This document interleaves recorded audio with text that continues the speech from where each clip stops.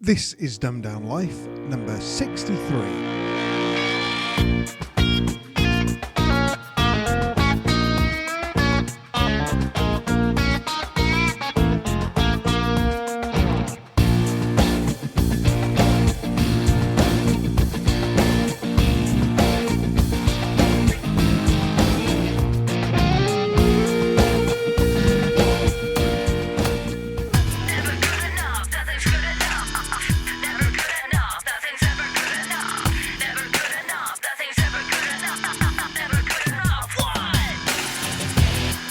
It's so hard to even like you, 'cause you're so set in your ways. No one else would take all your shit, so you laid it on me. You think I'm stupid, you think I'm naive, but I can see you lying through your teeth. The person that I thought I knew isn't you and couldn't be so far out of reach. I love you, despise you, but there ain't no one like you. Together or apart, you're always breaking my heart. Doesn't matter what I say, got a way of turning it around on me. Nothing's ever good enough for you, yeah. Doesn't matter what I do, 'cause everything's always been all about you. Nothing's ever good enough for you, yeah. Never good enough, nothing's good enough. Never good enough, nothing's ever good enough. Never good enough, nothing's ever good enough. Never good enough. You don't like it when I fight it, when I stand up on myself. I know if you had your way, I'd be sitting pretty on your shelf. I love you, despise you, but there ain't no one like you. Together or apart, you're always breaking my heart. Doesn't matter what I say, got a way of turning it around on me. Nothing's ever good enough for you, yeah. It doesn't matter what I do, 'cause everything's always been all about you. Nothing's ever good enough for you, yeah. I know it's wrong, but you always fill that empty space. Just one look and it's over, all over again. There's no use lying, ain't denying that I like the pain.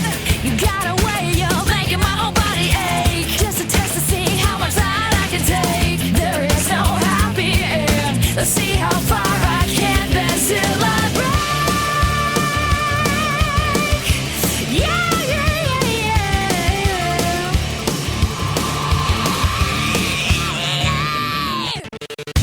Doesn't matter what I say, got a way of turning it around on me. Nothing's ever good enough for you, yeah. It doesn't matter what I do, 'cause everything's always been all about you. Nothing's ever good enough for you, yeah. Good enough, never good enough, never good enough. What? So have you tried Buzz? No. Have you any idea what I'm talking about? Yeah, that's good. I logged into my Gmail and it came, ooh, what's Buzz? Let's have a look what Buzz. I thought I was in a rush and I went, no thanks, just take me to my email. But I've since read that it's basically Google's version of Facebook and Twitter. Yeah, and Is it any good? Have you tried it? I've been talking to other people on it about its failings. Right. The fact that I've found other people on it to talk to is A miracle. Is a miracle. But then when you think back, how would you have known about people on Twitter? You start off with knowing one or two people, and then And it as you grows. see them tweet to other people, it kind of grows. But aren't they just a bit too late? They've got to make it do something that the others don't. Yeah. Having it actually physically in your email is definitely a bonus, and something that you don't get. You don't have to run a Twitter client. No, it's in your email, yeah. It's in your email, and I can't see it being as open shoutcast as Twitter is. Yeah. I don't think that you're going to subscribe to a open Buzz feed as such. Yeah. But as I tweet, it gets picked up by Buzz, and you go into your email and you can see my tweets. Right. So it's somewhere to centralise stuff. Yeah. As I've uploaded those pictures for the Dumbed Down Life logo onto Flickr, it was picked up by my buzz. You'll see it in your email.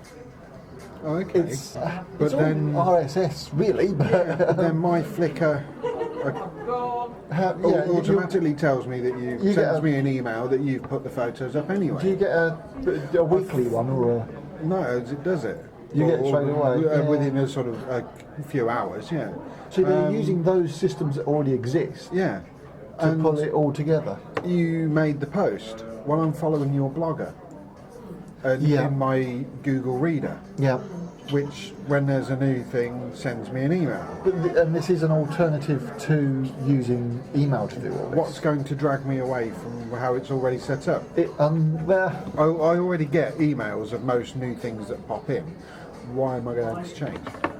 It moves these notifications, which aren't personal emails for you, somewhere else. Which, again, you could do with a rule anyway. I'm still not seeing anything new here. There's nothing. For me, it's another. I mean, does it have a homepage like Facebook? So it's saying it's a social network. Is there somewhere you go and make updates? As you click on the little buzz thing on the left, it opens up a very Twitter-esque looking part within your email, and it's got collapse and expand. Yeah. There doesn't seem to be a limit with the size of the notices. Yeah. Because it pulled the article that I wrote, it pulled that in, and it gives you the first line, then you click on expand, and it gives you the whole paragraph. Email header you used to get. Exactly, yeah. Where it's a little bit of a nuisance is that at the moment, I wrote that article yesterday, put it onto LiveJournal. I've not yet got a system that will broadcast out to all of the flipping different things. So I copied it, pasted it into the DDL, copied it, pasted it into my blogger, copied it, pasted it into WordPress. And then Buzz picks from all of them. So I ended up then with 4 or 5 versions posts of the same post, all saying the same thing. There's no definitive home for that article, so it sort of ended up all over the place. From what I've read, I just can't see me using it. It's not doing anything different than anything else does. And I get the email notifications I want now anyway, so why start using something? It seems to be another place to keep an eye on. I'm trying to simplify things, you know. Well, yes and no. I mean, to simplify things, at the moment you need to know how to set up the notifications in Flickr. You need to know how to set up the notifications in... Well, I do, but it's already done, so... From my personal point of view, I can't see a reason to move. For somebody who uses Flickr, uses Blogger, but they're not familiar with it, they can simply list them in Buzz. List them in Buzz, and it pulls them in, and it does it. It's just RSS sort of technology. That's all it is. Nothing new. It's sort of RSS. It's just a central dump for everything, isn't it, really? I don't know how popular the Google Reader is. Well, I use it. So in a small survey, it's used by 100% of people. It's trying to make that kind of accessibility easier. It's pulling that into your email. I mean, if you have an RSS button in your email, that's essentially what this is. What this is, as far as I can tell, with the ability to comment on stuff and which you can't do with an RSS. You can't comment. No, not as far as I know. No. With Buzz stuff, you can comment on it, and other people can comment on it, which again becomes another place for comments to go. But then it means it's another place to have to check. So if I made a post on my wall in Facebook, that gets picked up by Buzz? Facebook doesn't. Right. Twitter does. This is the thing, it's a bit up and down. It seems to be a place where things come into, rather than you making a post on Buzz and it going out to all the others. So I send a tweet from TweetDeck or Twitter's website, that comes up on the Buzz. I take it somebody else can use their Buzz account to see that you've made that tweet. Yep. Can they comment to that tweet? Yes. In Buzz. But then I don't believe that writes to Twitter. Exactly. So that means you've now got 2 separate threads of the conversation going on.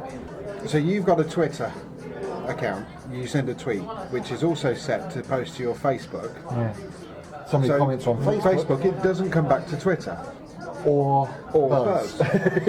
So you've now got 3 threads of the same conversation. But then, similar to you, I've got email notifications so that somebody makes a comment on Facebook or Twitter, and it comes into my email. Yeah. And I reply to that, and it goes back to. But it just seems too sort of. Well, this is typically all over the place. This is what I see with Dave and Mark. Mark will make a post using TweetDeck, which posts to Twitter and Facebook. And then there'll be one thread going on in Facebook about that conversation, and another thread going on Twitter, and the two don't cross. I'll sometimes post the same comment to both. Yeah, just to keep it going. But it just seems to me another place that you then need to go and check. Yeah, and frankly, I struggle enough to use Twitter every day. I don't tweet every day. No. I check them every day and I comment to the few that I feel I want to comment to. But if I was checking that, and checking Facebook, and checking LiveJournal, and checking... The interesting thing with Twitter, and I think this is something that's overlooked, is the power to run filters on it. Your speciality is iTunes, right? I make a post saying, stupid iPod, every time I create this playlist, iPod Touch, synchronize it, it doesn't play in the order that it's supposed to. And I put in there iPod Touch, playlists, and somebody, whether they're at Apple or whether they're at their little desk in Arkansas, they've got their little filter that comes up and says, oh, Darren Wall wrote this question about iPod Touch and playlists. And he can tweet me a link back saying, have you looked at this? It wasn't necessarily aimed at him in the first place. Yeah. But he can find me and he can help me out without me even realising that I wanted help. Yeah. So I tweet about a general problem that I've got, and then somebody who's interested in helping can do it. Yeah. You don't tend to get that with Facebook. Facebook is very much your bloody iTunes is blah, blah, blah. And okay, you get comments of that sucks. Yeah, that's if friends know it, then fair enough. The other thing with Facebook is it ends up with the guy on Twitter has actually helped me out with that problem, and I'll post, yay, here's the fix to the problem. Post it on Facebook, and then Mark and Dave go, yay, I didn't know there was a problem, but now you've seen it, and it works that way. So Twitter, I can't. Buzz has got the similar sort of thing as Twitter did, because I posted something about hello, is there anybody out there? And a few complete strangers said, bloody hell, there's somebody else using Buzz, so there's obviously searches and stuff in there, and there would possibly be a continual roll of latest updates or whatever, but quite finding it and why it's going to be any better or any different to Twitter. I think that's the thing, isn't it? Better or different, and it doesn't seem to be either. Doesn't seem to be either, no. Which makes me not want to try. You can... It's quite weird, because normally I'm quite a sort of Googleite. Yeah. I use Google Mail, I use the Google Reader, I use my Google homepage. Did you try... Never did try Wave. For those of you listening to the recording, that was a hand gesture. No, I never did try it because it seemed a collaborative tool, and I don't collaborate. Well, we should be collaborating. I suppose we should. Yeah, we should do a Dumbdown Life Wave. But the Google Docs was sufficient for what we used it for. There you go. I use Google Docs. Yeah. So I use Google Docs, my Gmail. I use the Google Reader. I use the Google homepage. I use Gtalk. I'm quite a Googleite, but this Buzz is just kind of. I can't see the point of it as a. There's nothing that makes it stand out from anything I'm already using, and it just means it's going to be somewhere else that I need to go and regularly check. And quite frankly, I'm trying to cut down on the places that I need to go and check rather than increase it. See, the thing is, especially with Google, possibly the power in it will become that it's part of the Gmail suite. Yeah.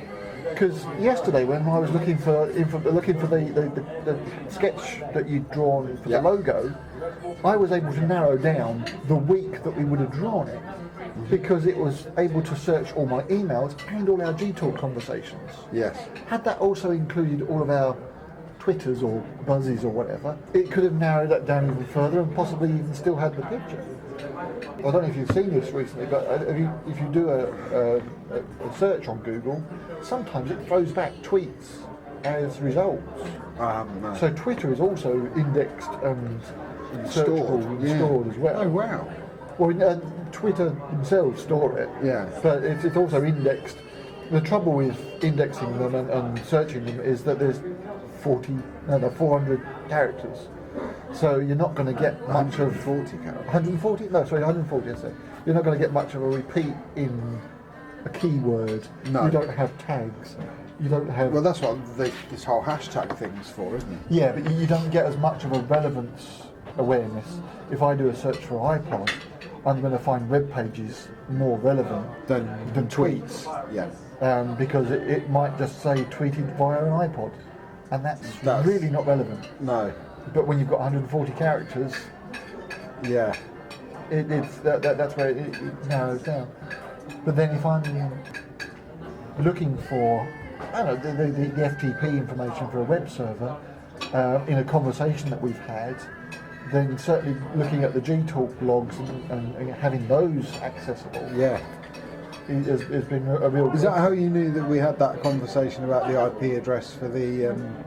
Oh, we keep having that same conversation. And the thing is, normally when we have that conversation, I'll go to the DDL website and click on the link and then look at the IP address. Yeah. But I just didn't this time. I said, we've had this conversation before. Before, yeah. And it was my IP address. Yeah, it was. You're listening to Dumbed Down Life. Came out for a meal and waiter has a spoon in his top pocket. Yeah, well, it has a spoon in his top pocket. Right. And looking around the restaurant, all of the waiters and waitresses had spoons in the top pocket. Okay. And curious as to why this was, I said to the guy, so why have you got a spoon in your top pocket? He says, well, we've had consultants in, and the spoon is the most commonly dropped article of silverware. And if somebody drops a spoon, then that means we have to then go out to the kitchen, get a clean one, come back again. And it's a waste of up to 20 minutes per customer.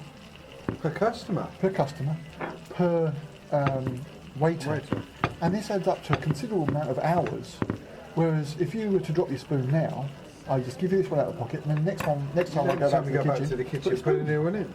Oh, great idea. And then sort of noticed that the string man is waste. And all the male all the waiters had a string man that waste.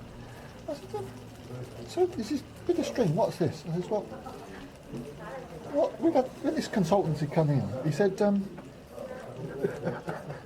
when you go out to the washrooms, he says, you just pull on a bit of string, do your business, and you don't have to wash your hands.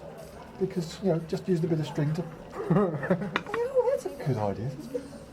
So mind me asking, how do you put it back in? He says, well, I don't know about the others, but I use the spoon.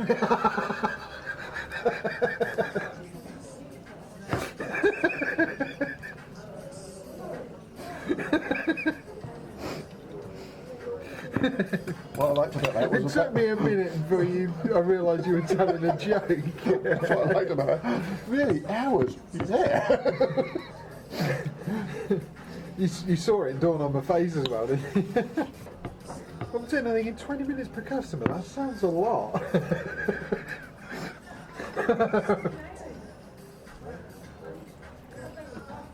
You've been listening to The Dumbed Down Life. All of the music from this show came from Music Alley from Mevio at musicalley.com. You can follow us on Twitter. Our account name is Dumbed Down Life. Our email address is ddl.podshow@gmail.com, and our website address is www.dumbeddownlife.com. musicalley.com. Thanks for listening.